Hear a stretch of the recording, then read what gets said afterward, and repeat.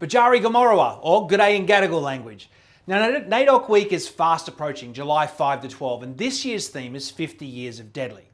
So I want to start with something that might sound a little unexpected. This is not about NAIDOC week, nor is it about 50 years of deadly, it's about 65,000 years of deadly. And how that knowledge is part of every Australian's heritage and is now more important than ever before. Because if we only have this conversation once a year, we've missed the point.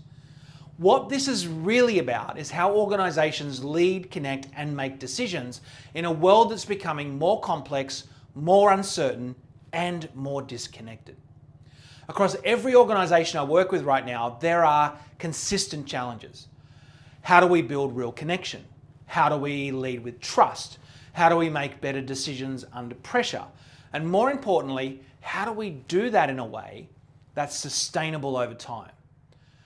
As a First Nations ceremonial man, I've been immersed in First Nations thinking my whole life, and it offers something incredibly practical here. Not as a cultural overlay, but as a different way of thinking about leadership, responsibility, connection, and long-term impact. So for NAIDOC week, I've developed 3 very special keynotes that can be incorporated into an event or different NAIDOC week activities, each designed to address real organisational challenges through a First Nation lens, but grounded in practical outcomes. Now, this all sits under the umbrella of leadership after intelligence. So keynote 1 is custodianship in an age of change. Keynote 2 is building connection in disconnected systems. And keynote 3 is decision making and responsibility in complex environments.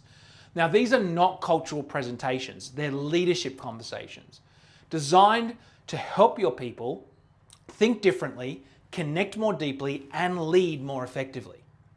In a world where intelligence is becoming embedded as infrastructure, judgment becomes our competitive advantage. And these 3 keynotes all focus on amplifying our human intelligence. Now, where appropriate, these sessions can be complemented with a welcome or acknowledgement to country, smoking ceremonies, or cultural talks and other activities to create a deeper, more meaningful experience. Because NAIDOC week isn't about a week, nor is it about 50 years of deadly. It's about how we lead going forward. So I'd love to have a yarn about bringing value well beyond just celebrating your First Nations staff, but how our culture can bring real value to your organisation.